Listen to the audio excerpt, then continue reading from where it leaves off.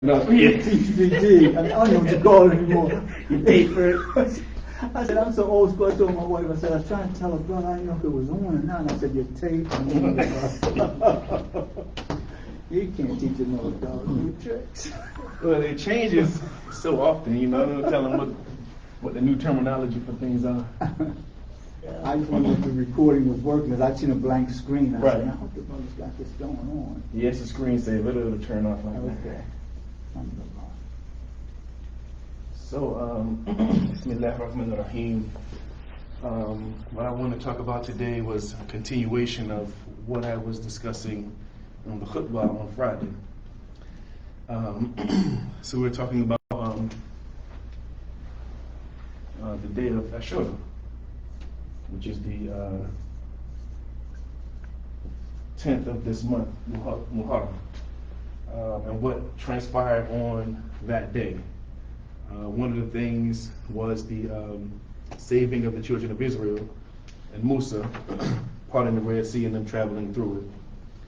But the other thing that I wanted to discuss was Hussain. And I want to give a little bit of, I want to give his speech that he gave to the leaders in Minna, is where he was giving his speech to the Muslims, telling them to they should use their prestige, their influence, especially the scholars he's talking about, the Muslim scholars and clerics, because at that time it was prestige and honor that was given to people who had knowledge, which is far less the degree now. People who have the most money are the people that we hold in high regard. But back then, and the interesting thing, remember we were doing a class with, the study with Imam Rashid, and he was saying that knowledge was so important that they would have a person that's seeking knowledge, and they would take care of everything for him. They would pay for his room and board and everything, so he could just be in the room studying. Mm-hmm. And they held that person in high honor. That's how important knowledge was at that time. And hopefully, to some degree, we can get back to that. When I read the Quran and I read about the life of Ibrahim and all of the prophets, they lived simple lives, but they were great men, not because they had power, they had esteem, but because they were men of God and men of knowledge. And that's what they were held in high regard for. And hopefully, we'll get back to that time, especially in the African American community. I see the need so much for knowledge and the value of knowledge. Chris Rock once had a stand-up special where he was talking about how we don't value knowledge enough. He said if somebody goes to college and they come back with a master's degree, he's like, you ain't my master, man. He said what I care about a master's degree? He said, they was trying to, the people in the neighborhood basically is like, this master's degree don't mean anything to me. He said, well, let me ask you this. Can you kick mine? If you can't beat me, then that degree don't mean nothing. Like as if that makes, that's the degree of, or the measurement of a human being, or the measurement of a man is whether you can beat me or not. The man spent 10 years in school, but you devalue that because you might be able to beat him in a hand fight or a fist fight. So I do see the value in that. So what I wanted to talk about again was the background of Hussain and what happened to him on this day of Ashura. So just again, a little bit of the backstory, and I wanted to add this, which I couldn't add or didn't want to add in the khutbah, is that Umar, Uthman, Ali, which is, he's the father of Hussain, all of them were martyred. They were killed, and so many of the Sahaba. I have this book that just goes down the list of all of them, how they are assassinated, and it's saddening. It's really depressing when you think about it, that they were killed by other people who profess to be Muslim, all over leadership, all over power. And the point of one of the things that I wanted to talk about in this sermon, or after talking about it, was how this pertains to today and how people want to be held in high regard, and whether those people that we hold in high esteem, what they do with that esteem that we give them. But these righteous companions of the prophet and righteous leaders were killed by somebody else so they could be the leader. It's just insane to me, to be honest with you. You know that this is the case, and there's so many of the Sahaba of the prophet who got killed in this way. And so Ali is a civil war going on to take reign over for him. And I think I said king during but I meant the caliph, right? So they want to take the reins from him, and then the person who wanted to take the reins from Ali was Muawiyah. He was the son of Abu Sufyan and Hind. Both of them were staunch enemies of Islam, staunch enemies of the Prophet. Hind was the one again who had put a bounty out on Hamza, the Prophet's uncle, and had this African kill him, throw a spear and kill him. And then once they killed him, they dismembered him, and she bit his liver. Now, interestingly enough, and I can't add all this in the khutbahs. Let me see whether I should add this now, because the other person I want to talk about I want to talk about Hussain and Zainab.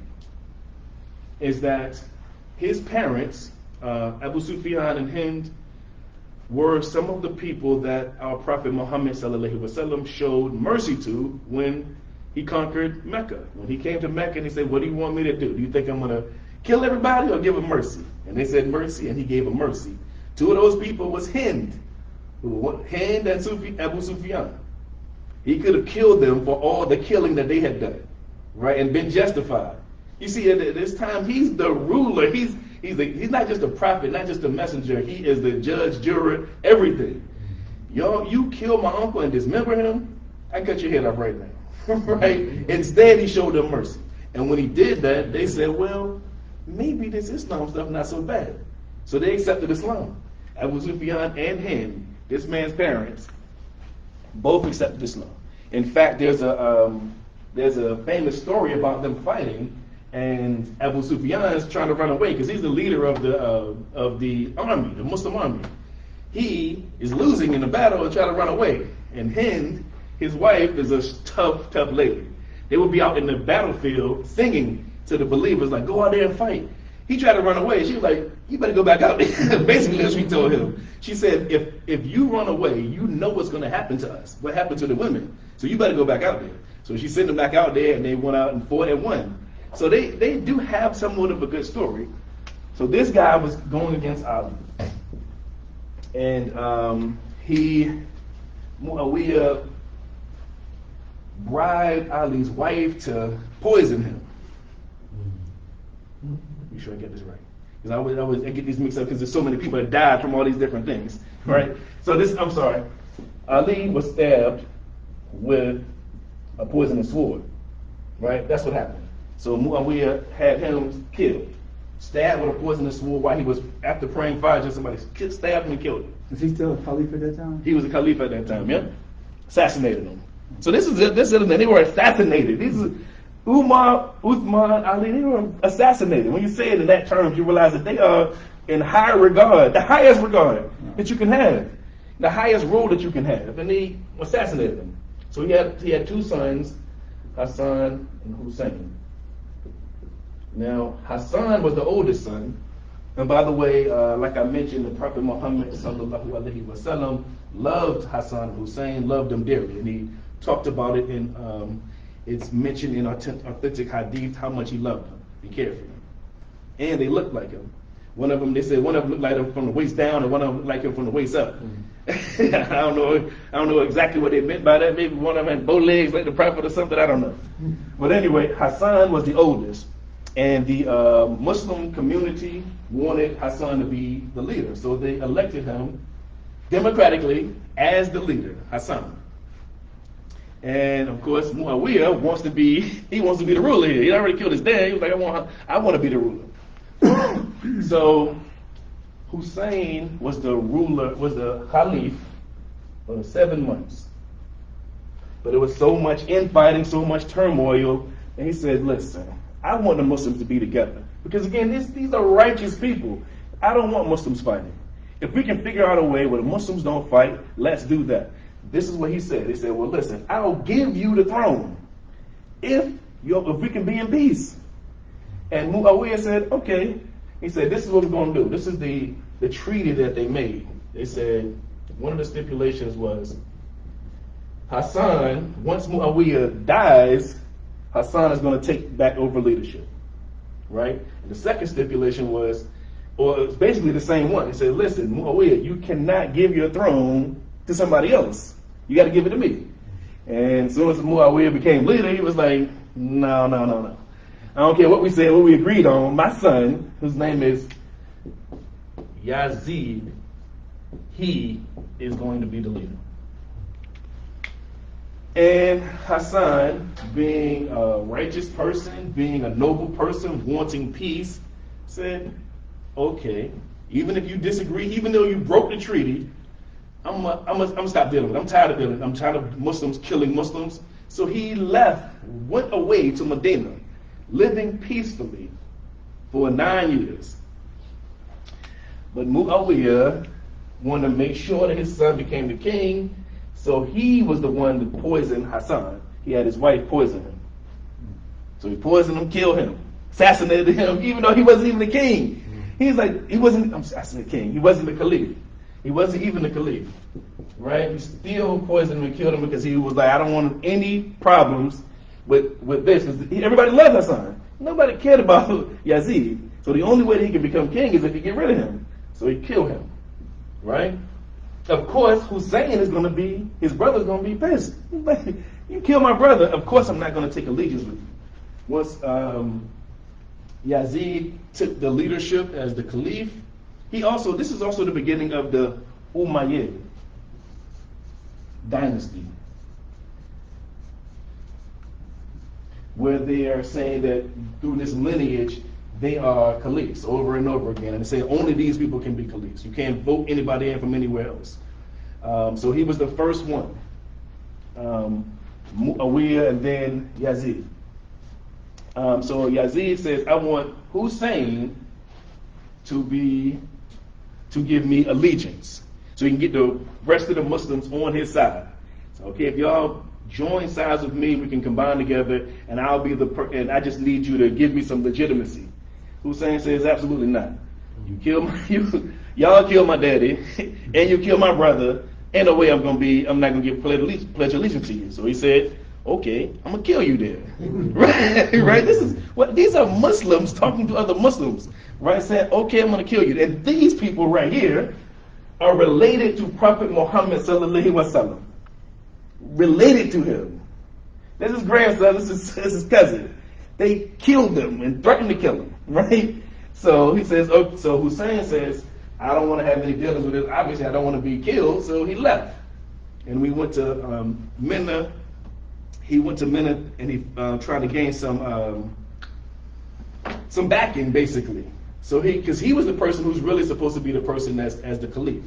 So he went there and he wanted for protection, and he went for, maybe we can go back and overthrow Yazid. So he gave this sermon, and this is what he said. He says, O people, take lesson from the counsel God gave to his friends when he rebuked the rabbis by saying, and he's quoting the Quran. Excuse me. Why do the scholars and the rabbis not forbid their sinful talk and compunction of what is unlawful? Truly what they have done is evil. He says, Allah says, cursed by the tongue of David and Jesus, son of Mary, are those among the children of Israel who disbelieve on account of their rebellion and transgression. They did not prevent each other from committing vile, corrupt acts. Surely what they did was an abomination. And he goes further. Says, Allah reproached them because they saw with their own eyes the oppressors committing vile and corrupt acts, but they did not stop them out of love for the favors they received from them, as well as the fear of persecution and injury.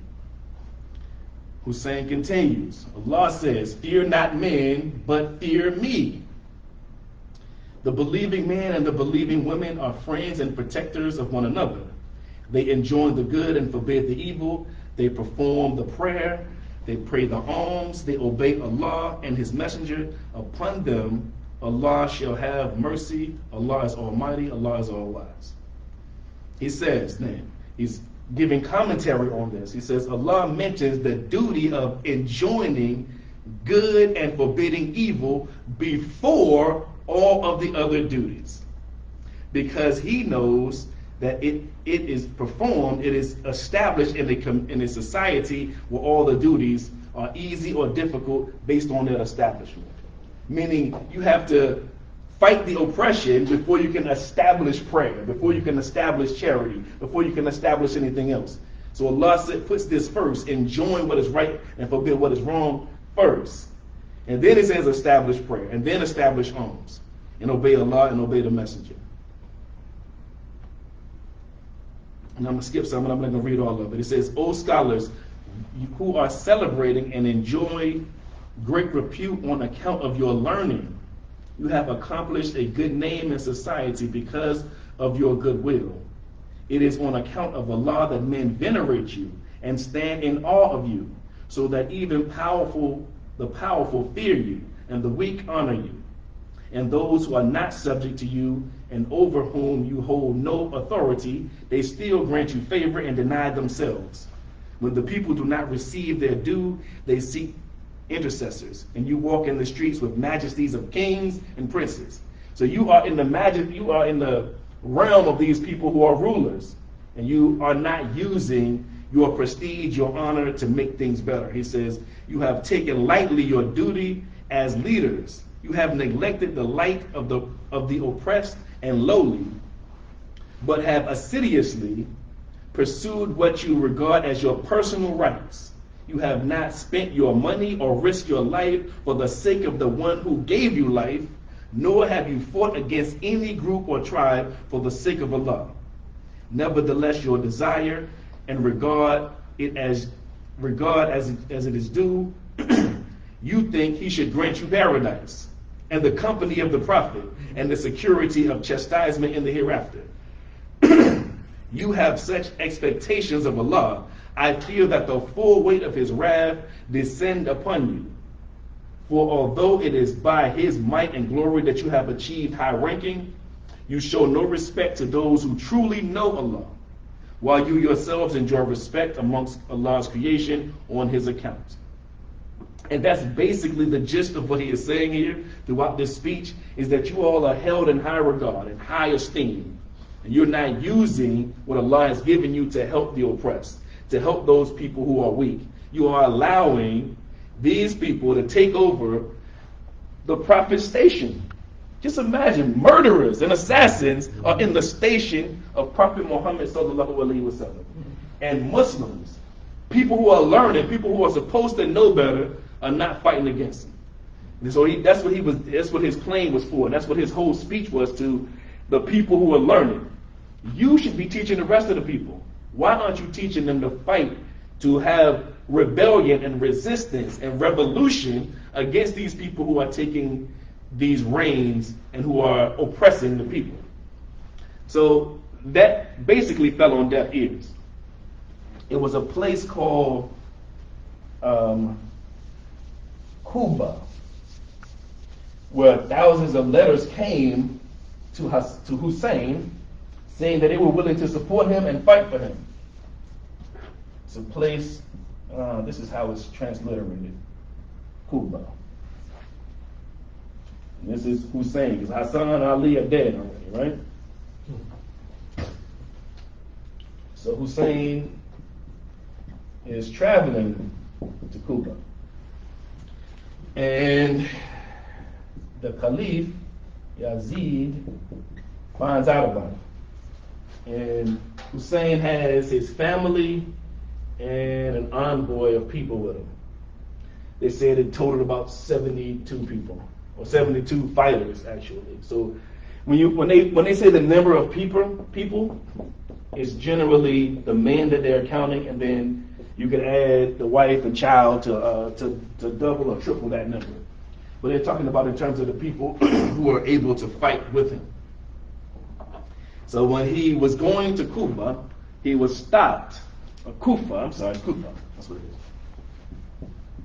When he was going at a fight, they stopped him, and they had a large army, about 1,000 men that Zazie sent out to him, 1,000 men, and they stopped him. So he had to go to a place called Harbala. So he goes there. And while he's there, they encircle all of him and all of his people, his envoy, and his whole family. And they cut off the water supply. Say, listen, you can't get nothing to drink, you can't get nothing over here. And in fact, there's one story that says he was out trying to get water, and the people of Harbala was inquiring about what's going on. He said, I'm just trying to get some water. And he didn't tell them that those people out there are oppressing me and stopping me from trying to get water. So at any rate, they stopped them from getting water, which means eventually they're going to have to fight. They're encircled by this army, and then they add more people to the army. It was 1,000 people. So they stayed out there for a couple of days and went to 4,000 versus 72 people, plus Hussain, so 73. And of those 73 people, 2 of them, well, 3 technically, were named Ali. This is what I was trying to articulate in the khutbah. So Ali is Hussein's father. He loved his father so much he named 3 of his children after him. Right? One of them was Ali Abdullah. He was the oldest. He was about 21 at the time. The other one was Ali Akbar. He was 18 at the time. And then the other one was Ali Exbar, meaning, so this is Big Ali and Little Ali. And then the oldest Ali, right? He was an infant, so he was probably less than 1 year old at the time. So the oldest Ali, Abdullah, was sick during this battle. He was so sick, he was on his deathbed. They thought he was going to die, so they didn't let him go out and fight. So he's in there with the women and children in the tent, sickly. And ultimately, though, he did become the caliph because he survived through all of this, right? He was sick. They thought he was going to die, but he didn't. So Ali Akbar, he's the one who asked his dad, can I go out and fight? And his dad said, so first, before I'm going a little bit ahead of myself. Of the 73 people, most of them went out to fight. And they ultimately got slaughtered. They cut all of their heads off. They beheaded them all, right? Muslims, other Muslims, not only did they kill them, they mutilated them, right? So they went out there and fought against these 4,000 people and got destroyed. They had some horseback. Some of them on horseback ultimately fell off horseback. They were still fighting valiantly on their feet, but ultimately they perished. By the time, so the fighting started at Fajr time. They prayed Fajr and then went out there to fight. Like I said, most of them died. At this point, the women in the tent were left. A couple of the fighters were left, and then they started burning the tents. Because they wanted, like, y'all can come out here. We're going to win this fight tonight, today, at Shura. This day is going to be the ending of this, right? The 10th of this month. So they said, this is going to be the day. So by the time Lure came, they said it was probably about a couple of people left. And Ali Akbar prays Lure prayer, then he says to his father, allow me to go out here and fight. Knowing imminent death. Knowing it's imminent death, right? And his father says, I'll allow you to go out there. And the same thing I said in the khutbah is worth repeating. He said, you can go out there, but you got to talk to your mother, to your sisters, and to your aunt. You know how much they love you. At least go and tell them goodbye before you do so. And when he goes to tell them his goodbyes, they're ripping at his clothes, like, don't go out there. You know what's going to happen. And Hussain goes there and splits them apart and says, listen, this is what he's doing. He's going to fight for Allah. You're going to allow him to go out there. So he got away from them. He goes to get on his horse to go out into battle against 4,000 people. And while he's starting to ride, he hears footsteps behind him. And it is Hussain, his father. And he's like, I just told them goodbye. I told you goodbye. Why are you behind me? And he says, or it's quoted, he says, if you had a son like you would understand what I mean. you would understand why I'm still following after him. And ultimately, he said his goodbyes to his father, and then he went out there. He got killed and beheaded as well. Last person on the battlefield is Hussain. He has his infant son, Ali Askar, holding him, saying, my baby needs water. What they said was the people they wanted to make sure the soldiers, the 4,000 soldiers who were Muslim, were not feeling any sympathy for him. So they said, listen, can you shut this guy up? Shut the baby up. Shut one of them up so we can stop this. So they had one of a guy who's one of the archers, who's an expert in archery, had an arrow with 3 spears at the end of it. Shot him and killed the baby. Split the baby almost in 2 while he's holding it. And it also says, so he then decides, I'm going out here to fight them, right? By himself. He's like, I'm the last person. If they're going to be martyred, I'm going to be martyred as well. So when he goes out to get some water, before he goes out to battle, they shoot him in the face. An arrow shoots him in his mouth, right before he even gets out there to start fighting. Right? They shot him with so many arrows, they said it like almost encapsulated or encompasses his whole body, how many arrows they shoot him with. Then they had horses ride over top of him. And then they behead him. And who was left is, his family members and one of his sisters named Zainab.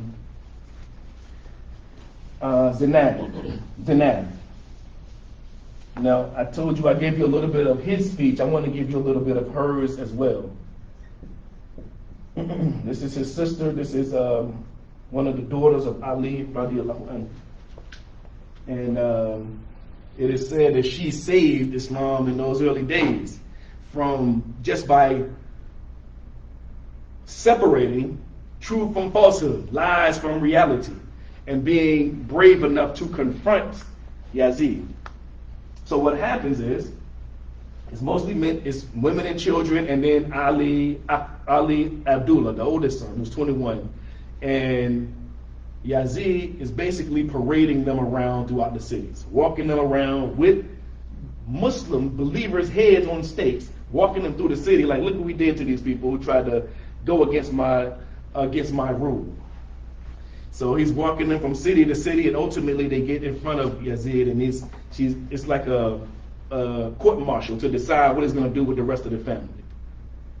He's considering killing the women and children, is what I'm trying to tell you, right? And Zainab, bravely as she is, stands up to him. So this isn't basically a court where the public can hear and see what's going on. So she uses this opportunity. She could be afraid and say, I don't know what I'm going to do, or be afraid because she knows he's a murderer. He will kill them. But instead, she trusts in Allah. She says this. It says that, let's see if we can get to what she was saying. She says, "O Yazid," and she's addressing him specifically. And everybody, that's a crowd full of people listening, trying to figure out what is going to happen. She says, "Do you think that we have become humble and despicable owing to the martyrdom of our people and our own captivity? As you have blocked all the paths for us, we have been made captives and are being taken from one place to another. Do you think that Allah has taken away His blessings from us? Do you think that by killing the godly people, you have become great and respectful, and that the Almighty looks at you with special grace and kindness? For this reason, on an account of this inaccurate thinking, you have become elated and arrogant." Because what he also did, which I didn't mention, is he was reciting poetry. Did you know poetry was so great at that time? And spoken word, they loved doing this. He was reciting poetry, mocking Hussain and his family for him assassinating and murdering them. He was quoting the mushriks, the polytheists that were killed by Muhammad sallallahu alaihi wasallam in the battles. He was like, yeah, I'm bringing my ancestors back, right? Even though he's a Muslim, supposedly, he's like, I'm doing this for my ancestors, right? So she is saying, you doing all of this for people who are mushriks, who are enemies of the Prophet, yet you say you follow Prophet Muhammad sallallahu alaihi wasallam. So she says, for this reason you are boasting. He's saying poetry, mocking her. In fact, at the end of this, he says, what do you think? He said, what do you think of what Allah allowed to happen to you? Is what he said to her. Like he didn't have any culpability in this. So she says, you have become elated and arrogant. You have become boastful. Because of you have seen the matters that have been turned in your favor. And you have, however, forgotten what Allah says. The disbelievers must not think that our respite is for their good. We only give them time to let them increase in their sins. For them there is a humiliating torment. And then she reminds him of the conquest of Muhammad ﷺ in Mecca, when he gives favor and blessings and mercy to her family, to his family. She reminds him of this, that he let them go free. And then she says, O son of the freed ones, it is justice that keeps your women and your slave girls in seclusion, but have made them helpless daughters of the Holy Prophet, ride on swift camels, and given them in the arms of their enemies, so that they may take them from one city to another. She says, why shouldn't Yazid be spiteful against us? It is he who looks at us with hostility. You say with perfect intrepidity, and without imagine that you are committing a sin. He says, I wish that my ancestors who were killed in Badr had been present here today. Then you smite and strike Imam Hussain in his teeth with a stick in your hand. Why shouldn't you be like this? Although you have done what you wanted to do, and you have pulled out the roots of piety and virtue, you have shed the blood of the sons of the Holy Prophet, and have hidden the brilliant stars on the earth from amongst the descendants of Abu Talib, under the clouds of oppression and injustice. However, you soon go before Allah. You shall meet your ancestors and shall also be taken to their place. You go in hell with them is what she's saying to them. At that time, you will wish that you had been blind and dumb and had not said what it was said on this day about your ancestors. At this stage, she begins to pray to Allah Azza wa Jal and says, our Lord, procure our right and take revenge upon those who have oppressed us. Then she turns back to Yazid and says, by Allah, you have pulled off your skin and cut off your flesh. You will soon be before the Prophet of Allah and will see with your own eyes, that his children are in paradise. It will be the day when Allah will deliver the descendants of the Prophet Muhammad from that state of being scattered and will be all brought together in paradise. This is the promise which Allah has made in the Holy Quran. And he says, do they think of those who are slain for the cause of Allah that they are dead? They are alive with their Lord and receive sustenance from him, is what she's quoting. And she goes further just to admonish him in front of all the people. Right? This is the bravery that this sister has. When she is facing imminent death, he could cut her head off right then. But what she did was galvanize the rest of the Muslims who were listening. So he was afraid to kill her and to kill these other women and children. So he let them go. And in doing so, he caused his own demise. Because they left from, I forgot where they were at that time, but they went back to Medina and told the story of the family being massacred, of killing babies, of killing everybody there that they could, and the injustices that transpired, and they caused a revolution, which ultimately caused in Yazid a revolution against him, where he is ultimately killed, and his leadership is abandoned. In fact, they said the fighting was so fierce, it was in Mecca, that somebody in his army burnt half of the curtain on the Kaaba. Like, I don't know what's going on. They're fighting, and then the curtain of the Kaaba gets burned.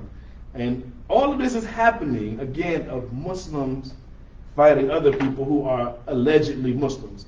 I was talking to a sister about Abu Sufyan and him, and I was telling her that Abu Sufyan accepted Islam, which is his grandfather, right? And she said, I don't know if he ever accepted al-Islam. In his heart, he may have said it with his lips, because this is the part that I want you to think about. This is that when Muhammad, the Prophet sallallahu alaihi wasallam, went back to Mecca and granted them mercy, and they all accepted al-Islam, they didn't accept al-Islam because it was true. They accepted it because they lost. And that's the difference between us being Muslim and them at that time being Muslim. And then it also carries on into tradition. Just imagine if your great-great-great-great-grandparents accepted al-Islam only because they lost a battle, not because they believed it, right? And then if they taught their children, they may be praying 5 times a day. They may be even doing Hajj and Umrah, but they don't really believe it. They're only doing it because that team won. If that team won, and I'm with them. It's something different than we say, you know what, this religion is true. And this is why oftentimes you find people who are in Muslim countries, they are Muslim by name and by what they say with their lips, and then they find out maybe later on, oh yeah, this Islam stuff is actually true. Because they're living a different life than we are. They're finding out about al-Islam differently. So we have a better appreciation for it. We believe it wholeheartedly. Nobody has to convince us of it. We convinced that we figured out ourselves that this is true. We weren't born into it and saying, you know what? And then find out one day, because it's an imam that we all know who told me he became a Muslim when he was 30 years old. And he was a Muslim his whole life. But Imam reads and says, you know, you were a Muslim, but you became a conscious Muslim at some point in your life. That's when you realize, you know what? I'm not just doing rituals. I'm not just bowing down and standing up. I'm not fasting. He was doing all of that. But he was not a real Muslim until he was 30 years old. So all of those people that accepted al-Islam, when the Prophet came to Mecca and granted them mercy, they weren't necessarily doing it because they believed in al-Islam. They were doing it because they lost. And like, he said he's going to grant us mercy, so all right, I guess we with him. You know, that's why their grandchildren are still fighting against the caliphs, against the Sahabas that the Prophet guaranteed Ali paradise. How in the world are you going to assassinate somebody who was with the Prophet? Why would you even consider doing it? You're supposed to listen to everything that man says. Instead, they're like, let's figure out a way to kill him. So, a couple of things I want to think about, I want to bring out about this was just about the power that some of the Muslim, I say Muslims in quotation, countries that we have now, and that they can give $1 billion to a soccer player, or a basketball player, or a golf player, right? And then right next door and all around them is turmoil that the Muslim world is facing. The same deliberate speech that Hussain gave those people in Medina, he would be giving all of the people of Saudi Arabia right now. If you got $1 billion, $1 billion, they gave that to a soccer player. $1 billion. The money that we use for Umrah and Hajj, that's where it's going. And the golf. Right. I mean, just imagine if you have enough money to do that. Just imagine how much money you actually have. And they got money continually coming in, thousands and thousands of dollars, right? Every time we go there, well, every time I went there, I paid $3,000 to go there, right? I don't know exactly the percentage that went to them, but it's enough to give a person who hits a ball like this $1 billion, right? And these are the custodians of the Kaaba. This was a complete shift from this, or the split right there at this time. Right. When he went to when he went to Medina and made his speech. Was that the split right there? No, the split was once they kill him, right? Well, once they kill Hussain, because what was happening then? They killed Hussain, Hassan, and Ali. That's when the group that was very loyal to them said, all right, these are the only righteous caliphs. They said Ali is, and then they said Hassan and Hussain is, and then the 12 imams the Shiites have come from them. right? So they said since all this Muslim fighting stuff is going on, we're not recognizing Abu Bakr, we're not recognizing Umar, we're not recognizing Uthman. We're only recognizing Ali and whoever came after him. So because of this infighting of Muslims and killing him, you know when you make someone a martyr, you elevate them to a higher. They have this Ali almost at the level of the Prophet, right? Mm-hmm. When he was his follower. So that's where the split heart started. Once the believers started having civil war amongst themselves, they started having to pick sides. Instead of saying these four are righteous. And it was more righteous prophets, righteous caliphs after this. One or two. But the majority of them were corrupt. The majority of them were out for themselves. There was another caliph named Umar. I think it was Umar II. He was like, I think he was the one, don't quote me on this, of combining the hadith, or he began to start combining the hadith. And they said he was a righteous, pious caliph. But it was very few and far in between them. Everybody else was for themselves. And they were trying to get as much money as they could. They were trying to do and kill whoever got in their way.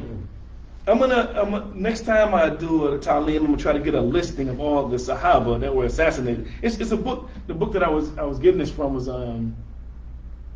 either the Battle of Badr or which battle was it? Say again? Is it centered around the Battle of Badr? What battle? When they killed Ali? Yeah, all this battle fighting where they mustered their 4,000 against 72. This was not the battle. This was after the Battle of Badr was when the Prophet was here. So this was after the Prophet was gone. This is the last of the four caliphs was Ali. So this is long after the Battle of Badr. I don't even know what the name of this battle is, to be honest with you. When they were saying it's not necessarily a battle. It is a battle, but it's a massacre. That's what happened. But I don't know exactly what the name is. I'll find out what the name of that is. But they ultimately said we're gonna get rid of these guys, and that's what happened. And when they did that, they caused this divide and said, well, these people are righteous, because there was also infighting with Ali and Fatima and the other caliphs. It's unfortunate that our Prophet Muhammad ﷺ passed and people were arguing about leadership roles, and that's what it boils down to. When people on the outside, non-Muslims, asking, what's the difference between Shia and Sunni, and what caused this rift? People want to be the leader. People want to be the boss, right? And they said, and only recognizing these people as the boss. Just this one guy, Ali, and everybody came from him. So they went to another extreme on themselves and said, these other people that the Prophet Muhammad ﷺ said, all four of them are guaranteed paradise. They risked life and limb to be with the Prophet in all those battles. To profess al-Islam in public was putting yourself in danger. Just saying you was a Muslim, you could have been killed. Right? So that's why they were granted such esteem and guaranteed paradise. And Abu Bakr was wealthy, Uthman was wealthy. They used almost all of their wealth to finance the Muslims in their journey, in their time in Medina. Abu Bakr was famously known for giving away his money. Uthman didn't have as much as Abu Bakr, but he did the same thing. They gave away tons of money, risked their lives and limbs in order for the community to prosper. Yeah, some people say they don't recognize him at all. It's only Ali. What are the other guys doing? Which one of the caliphs actually arranged for the Quran to be in a written order? Is that Uthman? Uthman, he codified it. So it was Abu Bakr was the one who had it put together. Right. And what happened is, how can you not recognize somebody? Abu Bakr started compiling it, so he had because it was by memory, and they was realizing we're gonna pass away, so we need to put this together. Right. He had it combined together. By the time it got to Uthman, it started going out to other people who were non-Arab speaking people or Arabic speaking people, right. And they were misunderstanding or mistranslating, putting vowels where they shouldn't be, putting a feta where chesaras or dhamma, and they saying. they're saying bed instead of bad, or you know what I mean? Like they're putting the vowel in the wrong place. Right. So he said, well, listen, we're going to codify this and make it one standard. Because what's happening is they had it in shorthand, but they didn't have the vowels at all because they knew what it said. Right. And in doing so, that caused people to mispronounce words. And when you mispronounce the word, you change what the word means. Right. So he codified it. So again, these people, like you said, they're in charge of the Quran, and you assassinate them. Right. Like, Key elements of the Allah said He's going to preserve this Quran. Mhm. So Allah is literally using this person to preserve this Quran, and you say, well, I'll see if I can kill him, and then kill him. Right? What do you think will happen to you? Right? That's what Zainab is saying. Like, you killed the prophet, and she's calling them the sons of the prophet, because his sons, all of them died at infancy. None of them went past 2 or 3 years old. No. So that's why he loved Hussain and Hussain so much. There was his grandkids, and they were the closest things he had to actual sons. So she was talking about them as if they were his sons, and they killed him. What you think? Now, if he's an intercessor for the believers, what you think he'll be doing for the people that killed his grandchildren? Listen, well, I don't know. He's the most merciful, but I'm saying, so the man that killed his uncle, he killed his son Hamza, his uncle Hamza, became a Muslim. I can't remember his name. He's African. Right? When he became Muslim, though, he came to the Prophet and said, I want to accept Islam, and I accept you as the Prophet. And the Prophet said, of course I got to accept you as my brother, but I don't want to see you no more. Yeah. You the one that killed my uncle, right? Like, listen, you can be a believer, right? But be a believer over there, right? And there was another time when when the Prophet is in Medina and they almost kill one of his daughters. And one of the only times that the Prophet said, listen, capital punishment for this person. They tried to kill his daughter. I can't remember exactly what it was. She was on an envoy to come back to him. He was like, bring her back. Because what happened is, once they was in Mecca, he went to Medina, and then all of the disbelievers said, whoever married to these daughters, y'all divorced. Y'all not married no more, right? So they split up and divorced, and then he said, well, send my daughters back here. And they tried to kill one of his daughters before she was on the way back. He was like, that dude right there, he got to go. Got to go, right? Right? So, I mean, these are some of the stories just of our prophet and the things that he dealt with. When I was talking about Musa and that Muhammad sallallahu alaihi wasallam is like Moses or like Musa, he was a statesman as well. He was not just a prophet, not just a messenger. He was the judge, jury, and executioner. You get out of line, well, he killed him, all right, that's it, death for him, right? He cut his hand off, your hand get cut off, right? He made the decision right then and there. And the same thing is true of our Prophet Muhammad sallallahu alaihi wasallam. He granted mercy to majority of Mecca, but some people had to go, right? No, not you. But somebody who bit his uncle's liver, he let him live, and she became a Muslim. So, hopefully I got something from you. Got any other questions? When I thought about it, the first thing I thought about was just the Muslims of today and the numbers that we are supposed to have and the money that some of these Muslim nations have. And that if our Prophet Muhammad sallallahu alaihi wasallam was alive today, what would he be saying? What would he be saying that we need to do, what we should be doing? Like, we should be concerned about it, like we should be concerned about if he was on this earth and he was a Khalif, it would be some places that need to be getting rid of, or the Muslims need to be gathering together to fight against. You can't just let this happen. Yeah, we all upset, we in uproar. What you doing about it? He said the least is hating it in your heart. We the masters are hating it in our heart, and we'll tell each other in here, right? Some of us are brave enough to tell somebody out there, but when it comes to stopping it with your hand, I gotta get a good job here, my family over here, like now. I mean, now in our circumstances, we are a small minority, but there are people who have $1 billion to give to a golf player.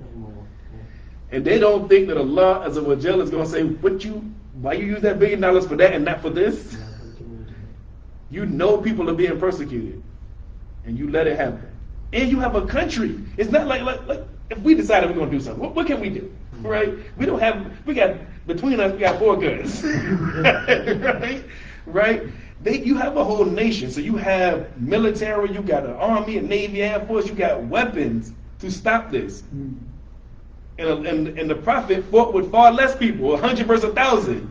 So you can do this. You just decided not to. You want to be peaceful with them. The reason they're getting these golf players, the reason they're getting basketball players and all these players is because they want people to come. They want it to be an attraction. They want whatever trillions of dollars they have now, they want to double that and triple that. They concerned with money. They see dollar signs. How can those people be actually really Muslim? All through the Quran, Allah says they have eyes. Right? They can't see. They cannot. They got ears, but they cannot hear. They put a veil over them because of their arrogance. Right, that's exactly what she said. She said, you think because we granted you, that Allah granted you respite, that you're doing something. He just giving you more time. Right. You get in front of him like you see all these days I gave you and what you do with them. Right. Right. Each day when you had an opportunity to change and make this world a better place, you did not. And that ayat is definitely directed to the rich people. See, with the wealth that Allah has bestowed upon you, the home of the earth, that's directed to them. But it's also beneficial for those who are not wealthy. So they don't get it. Let me tell you something about that. And I'm going to end with that. It's because I was talking to some Christian friends of mine who are probably well-to-do, right? And when you read about Jesus, you read that Jesus didn't care for rich people. He says, in order for them to get to heaven, he said a camel will have to go through the eye of a needle. That cannot happen, right? That's impossible, right? And so that's what he's saying. Right, but it's more likely that a camel will go through an eye of a needle than for a rich man to get into the kingdom of heaven, is what he is recorded as saying. You know, it's funny because me and my wife always watch these shows where the house hunters and building houses, and people always tell me my closet's not big enough. And I was saying, you know, well, I go back some years when I didn't have that many choices to make about what I was going to put on, because I ain't had that many clothes. Right? Exactly. You know, people got so many clothes, they don't know what to put on. You know, and we think about that. I'm trying to think what surah is 102, Kafir. The piling up of goods. Right. We pile up the goods. I need to get this. I need more of this. To have that. We want those creature comforts. Is what Imam Muhammad said. We do want those things, you know, but sometimes it gets to the excess. You know? Well, the Prophet Muhammad sallallahu alaihi wasallam says that you never be satisfied. He said the sons of Adam won't be satisfied until dirt fills their mouth. Until you die. You're going to keep trying to get more and more. I need another shirt like this. I need a better shirt than this. I need a better car than this. I need a car to drive backwards and upside down. Right? They will never be satisfied. But this is the thing, too. So, you know, what's her name? Sinead O'Connor just died, right? Grant her paradise and forgive her errors. She said that she was reading Baqarah, the second surah of the Quran, and that's when she realized that Al-Islam was true. She said I think she had grown up a Catholic, and she had grown up under a theocracy. So she was already interested in learning different religions, but her prejudice had her choose to study Islam last. Right? And when she studied it last, she found out that's the right one. And she said, and so one reporter asked her, well, what was it in Surah Al-Baqarah that you, in the second chapter that you read that was so transforming? She said it says in there that previous scriptures was corrupted, and this is the real story, and this is the true story. She said, I always thought that something was corrupted about the books that she had. She's talking about the Bible. Now, I just said it is easier for a camel to go through an eye of a needle than for a rich man to get in the kingdom of heaven. Allah uses this analogy, but he doesn't say a rich man. He says the wicked person. the person who continuously sins. So it's not specifically that they have money. That's not their sin, right? So Allah again is correcting and completing it. That's why she says this is a correction and completion, and that's what Allah says in the Quran. Now, so the distinction then lies in what you do with the money. Allah is going to give somebody $1 billion, right? So they don't go to hell because they have $1 billion. Right. They go to hell with what they didn't do with that $1 billion. Right. So in that same story, what happens is it's a rich man that comes to Jesus, and he says, "Good master, how can I gain eternal life?" And Jesus says to him, first, before he answers it, he says, "Why do you call me good? None is good except God." I mean, can you get any clearer than this? Right? Before I answer your question, where is that? Say again? Where is that? That's in it's in the Matthew and Luke. Okay. I'll send it to you. Before he answered him, listen, this is important. This is an important question. We got a messenger of Allah saying, and somebody come to him and say, "How you get to heaven?" He said, "Listen, before I answer you, don't call me good. You call God good." That's what he said. He said, "None is good." He said, "Why do you call me good? Only one is good, and that is God." And then he answered him. He said, "So this is how you get into paradise. Follow the commandments." Listen, these people who do not follow commandments. Right. This is what their prophet and messenger said. First he said, "Let me tell you about God." Then he said, "Follow the commandments." This is what the rich man says. "I already follow the commandments." That's what he said to him. He said, "Okay, well, if you want to be perfect, you want to be my follower to enter paradise, get rid of all of your wealth and follow me. Get rid of your wealth and your possession and follow me." And the man walked off. No. What else? What else can I do? He left. That was the end of the story. Well, that name's under the breath too, if I called him. Right. He's like, "Hold up, man, I want this money here." So that's one story, right? Then there's another one of the rich man and Lazarus. And Lazarus is a poor man, right? And they both die, and the rich man goes to Hades, goes to hellfire, and the poor man goes to heaven. And the rich man and poor man, they can see each other, and they're talking to one another. And the rich man in hell says, "Listen, can you give me some water from over there, man? I'm burning over here." And Lazarus says, "The boundary between us, I can't break it. So I can't give you no water, all right? You got to suffer in what you have." And then he says, he asked to go back. He said he's in the bosom of Abraham. They said he's in the bosom of Abraham is what they're calling heaven. He says he's in the kingdom of heaven. He said, "Can I just go back and right my wrongs?" And said, "No." He said, "Well, can I go back and warn my brothers?" And it says, "Well, he has Moses and the prophets already. You ain't listening to them. What make you think he gonna listen to you?" Right? And this is a parable that Jesus is saying. So he is saying what I taught is the same thing Moses and all of them taught. If the way to get out of this, the way to avoid this hellfire is listening to them. Right? So he said it's the same message. This rich man again is in hell. Jesus is teaching against being rich, is what I'm saying to you. But our Prophet Muhammad sallallahu alaihi wasallam and Allah in the Quran clarifies this. It's not the money, it's what you do with the money. If you're a wicked person, that's how it's going to be hard for you to get into heaven. This is what we possess, and something that we possess that is so beautiful and people don't know. So what happens is, America, their whole pursuit is wealth. So what do? Ignore them parts in the Bible, right? They got a prosperity gospel. Listen, I just told you that Jesus said it's impossible for you to get in heaven if you're rich. They go to church to be rich. And they make the person who's talking, they make him rich. Even though Jesus said it's impossible for you to get in, a rich man to get in heaven. So in order that's that cognitive dissonance. When he's talking about rich man and giving away your wealth, let me skip that part. Let me go to this next page. What is saying on here? And then there's another page with Jesus saying, and there's another one. Like, they got to skip all of that. But we have something that can give them some comfort. Listen. And then it's a man named Rick Warren. He wrote a book called Purpose Driven Life. And I read that book probably 10, 12 years ago, right? Somebody recommended the book to me. And it was such a popular book that everywhere I went with that book, I'm going to tell you all something. People love to find out what you're reading. I used to be at a laundromat. At that time I was living in an apartment. I didn't have a washer and dryer. So I'm in a laundromat reading a book. Oh, you're reading this book. Everywhere I went.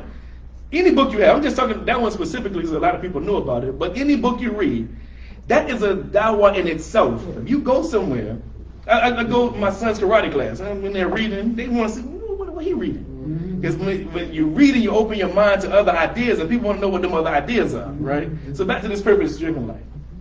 Everywhere I go, people are like, I'm knowing about this because what it is it's a 30 or 90-day book that gives you like biblical lessons of what you should be striving for. And the man that wrote this book became a multimillionaire because the book was so popular. And like I said, everybody knew about it. But what he said was, it's not a sin to be rich, it's a sin to die rich, is what he said. So, okay, that's an interesting idea. Right. So I'm like, because he made millions of dollars. His name is Rick Warren from this book. But he said he's going to give away as much money as he can before he dies. That's a good admirable person. And I've heard that Bill Gates, what's the other guy, Warren Buffett, say that they're going to give away their wealth as well. But I'm telling you all this. I'm telling you, I would be afraid if I was them. Like, in Haiti, there was a time when people were eating mud cakes. Literally, they had mud and some other substance, putting it together and eating it. And I have $1 billion. I'll be scared to death that I'm gonna die before I gave that person some help. There's no way if something happened right now and I invented something and the next day they put $1 billion in my account, I promise you I would not have $1 billion a day after that. Right. I would be scared to death. Right. Because what it is nothing but provision that Allah has given you.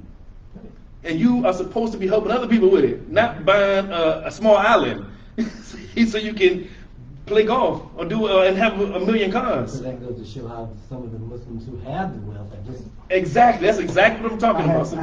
And all it is provision. This earth has a limited amount of provisions. Allah blessed you with this amount. I liken it to a pie. It was a pie, and it got 8 slices on it, and you got 7, and the rest of the world got 1. It's your fault if they starve.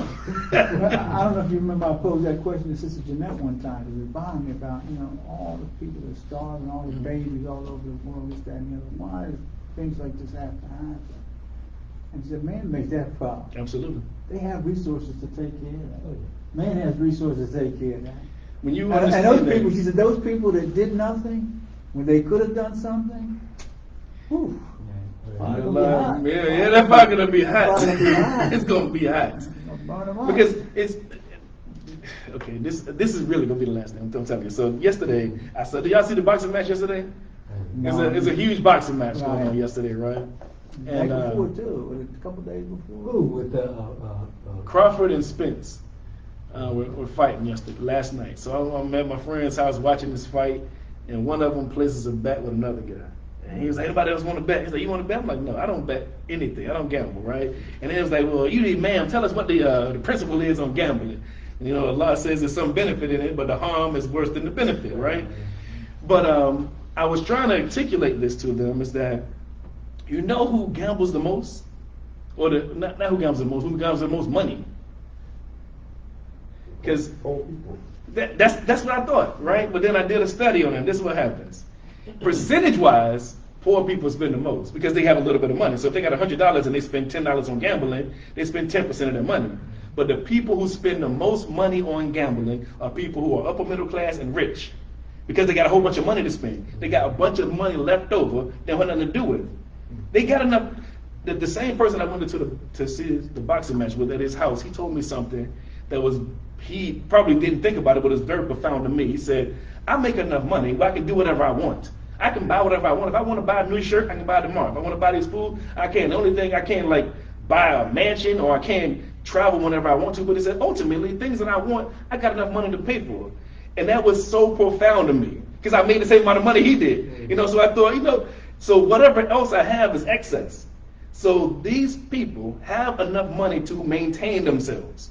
And what happened is the money over, they gamble it. So they, in terms of money, and then I did another listing of the countries. The countries that spend the most are the most wealthy. Yeah. They gamble the most because they don't know what to do with the rest of their money. You know what they're supposed to be doing with that? Zakat and sadaqah. That's what they're supposed to do with it. Instead, they're giving it to somebody who they know they're gonna lose. They got a casino in Portsmouth. They're trying to build one in Norfolk. They are guaranteed to win. They made it so they're gonna win, right? You still give your money to them. The money that they give. Some people, I've been to, you go to 7-Eleven. I was telling the brothers about I went to Tiny Giant. I was a delivery driver, right? I went to 5 Tiny Giants in a row. 7 in the morning. A line full of black people buying alcohol, cigarettes, and lottery tickets.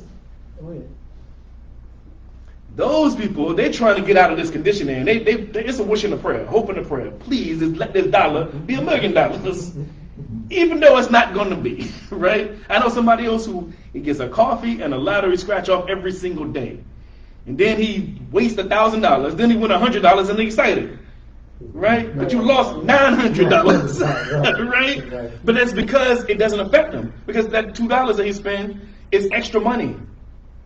It's extra money to him. So instead of putting it in a jar, saving it, or giving it to somebody who needs it, he gambles with it. That's why they're going to be held accountable for it. And all of that money, if they put all that money together, that excess money that they know it's excess, you're wasting it. When you gamble in the money, that means, and this is mine right here, I don't really care that much about. Because the first thing, when it was to ask me about gambling being a sin, the first thing they thought about was addiction, which is also a real legitimate thing. People are addicted to gambling. But the main problem is these people who are doing it whimsically. They don't have to necessarily be addicted to it, but they have access money, and there are people starving right beside them. The brother gave some food to people today. They have, most of those people in that place have mental issues. They can't work anywhere. It's not that they don't feel like working. I've talked to them, I've dealt with them. We used to give the same people that live in there, we used to give them food back then. Right? Some of them are Muslims. They got mental problems. They can go work somewhere, but the next day, the day when they go there, they find out this guy kind of off. He got to get out of here. Right? But they don't acknowledge that they're off. In fact, my dad had somebody in the house with him. I ain't gonna say his name because it's recording. A believer. His son was living with my dad. Once the believer died, his son was staying with my dad. They were putting him in jail for not paying child support, even though he has a mental condition. But he wouldn't acknowledge that he had a mental condition. So he would go to jail. He's probably in jail right now. He gets in and out over and over again.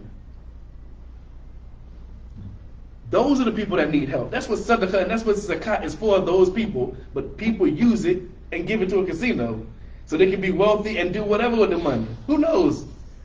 You see the big sign that says, $1 billion up there. What if they giving you $1 billion? Imagine how much money they collected. And then you don't get all of that either. Right, you don't get all that either.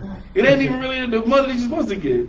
So we have the ability to make changes if we are able to be disciplined and sacrifice and put those money in things that are of benefit to us. Just like we did in the Mission Islam. Exactly right. All the nickels down the corners, what we just attempted to do. Well, how do you do that? Why did y'all do that? Well, we believe.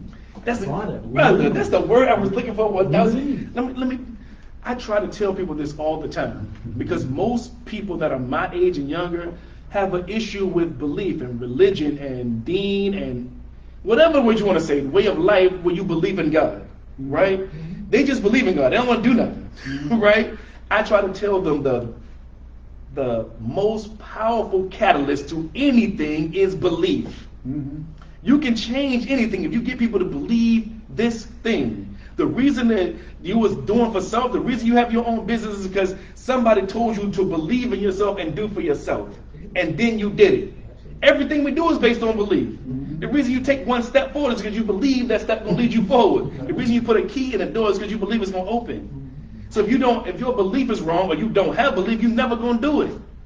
So the people who listening right now don't have a belief in anything at all. And that's why they never do anything. They just complain. They get together and say, oh man, the man did this to me, he did that to me. I said, listen, if you have people that's like-minded, you want to make a change, like Kwame Ture said, organize, get a group of people that believe what you believe. And then you can make the change. That's right. You don't have to be a whole world, just get Those are the beliefs that you believe. That's and you know, every day in some way, despite of whatever it seems like I'm doing, I'm giving dawah, right? In whatever it is, you know, you can do it in some song lyrics. I pick lyrics out that sound that's something that leads towards righteousness, right? Because if you believe in this deen, if you get enough people to believe in it, they're gonna start doing what's right and making a change. I know for sure this is a fact. I know this is the case, that if they believe in it, they'll make a change. But too many people want to keep doing what they're doing. So, all right, brothers, I Because it's appreciate comfortable. you. Yeah, it's Everybody else is doing it. it's They wanna comfortable, do but it's it. to their own It detriment. is. We know that. Right. We know that. And, It's comfortable until it's not comfortable. And the shaitan is not going to let up. No, At all. no. At all. Yeah. When you have nothing, that's what. When you have no belief system, it's separate. It's substituted for something. Mm-hmm. What Shaitan wants you to do, what he has your mind on, which is like we were talking about, the phone and being distracted, doing nothing for hours and hours and hours and hours, playing video games. I got grown friends who are 45 years old who spend hours on video games. Games. And the Xbox and the rest of them too. There's one else to do that too. I got a son-in-law, man. I'm just trying to figure out, when do you let stuff How like old? that? When do you let it go? How old? Really? Yeah, when do you let it go? I work, and I say that not to be boasting, but I've actually worked 3 jobs at one time in my life. I always had 2 jobs. I Right. don't think I ever had 1 job. I had 2 jobs, maybe 3 jobs. I didn't have time. I wish I had did more things with my son than I did. But I was just like making money. I didn't want my wife working. Right. I kept saying, no, this is me. I got this. Mm-hmm. So That's what we taught. That's what we Right. taught. Right. But anyhow, game. Exactly. Like game? You got time to play games? Hey, this is real, man. Listen, I remember one of my friends got hurt. On the weekend sometime we would play tag football. Mm-hmm. So he got hurt and he had to lose time on the job. He said, man, I hate to tell, I got hurt playing A game, football. right, playing, that's Yeah, right. he said, I was playing. Yeah. You know, 'cause we was that old. We was in our 30s like at the time. He was Right. on 40. And he said he got hurt playing touch football. Man, When I was about 11 or 12 years old, I started getting really serious about this thing, and I stopped playing games. I'm serious. I stopped playing with toys. I stopped playing video games. I started reading books. I'm like, I realized this life is serious. There's a purpose that I'm here, and I need to find out what's going on here. These toys ain't gonna help me. You talking about where you go reading the book, and I'm thinking about always dawah. Always. Just the fact that you're sitting reading the book, that's dawah. Because Sure. people are looking at you because you're not doing. So it's inquisitive to them. What are you doing? He's reading. Even if they might not even ask you a question, you know you're doing dawah. Right, for sure, absolutely. You're Because doing they know they dawah. should be doing that. Yeah. They know they should be doing that. I'm like, man, they're expanding my mind at all. I'm in here watching one man, like, Right. they have simulations of violence. So, you know, my sons like video games. I poke them a little bit. I'm like, what are you simulating murder in here? What's going on here? All this war and stuff like this. He said, when I'm Call of Duty, yeah. When I'm fighting the bad guy. Who said he's the bad guy? Right. How you know they're the bad guy, right? Right. So, you know, it's this generation, you know, they enamored, engulfed in their phone and not in socializing with people and having a real relationship with them. Or books, like you said. But you know, it used to be a thing of how you keep something from a black man. Oh, yeah. You put it in a book. Right. You know, that was like a going. And me and my wife used to like pass by. I might not see her for the day, but okay, I left you some money. It's in such and such a book. Because we know somebody broke in your house. They go through your drawer. They'll take your drawers, Yeah, they but they ain't go- touching no books. No. That's like kryptonite, man. Ooh, shit. There was a story about that. An imam that he was in somebody's house, and he said, "Can I go pray in your room?" Right? And he went to pray in the people's room, and they had like $100, and the wind blew it and almost blew it out the window. So he took the money and put it in the Quran. I heard about Right? that. And I think I mentioned it in one cookbook before. Right. And then they said, "Oh, who took this money?" Right? So they talking amongst themselves afterwards. Said it must have been the imam, right? So they said, because they invited him to his house. That's what it was. They invited him to his house for Ramadan, I believe it was. So they said, well, I don't want to have no dealings with this man. He's a thief, right? But then the next Ramadan came, and it's like, well, what the tradition was, everybody in the community invited the imam to the house. So it's our turn. We got to invite him here again. So he was like, but y'all been acting funny to me for like a year. What's going on? He said, Well, this is what's happening. We had $100 in here, and you went in there and prayed and went missing. He said, I put it in your Quran. First he started crying. He said, I put it in your Quran, and you ain't see it for a year.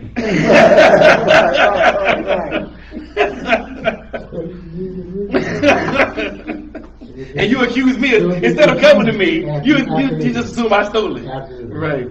There's another story behind that about give somebody the benefit of the doubt. Benefit of the doubt, for sure.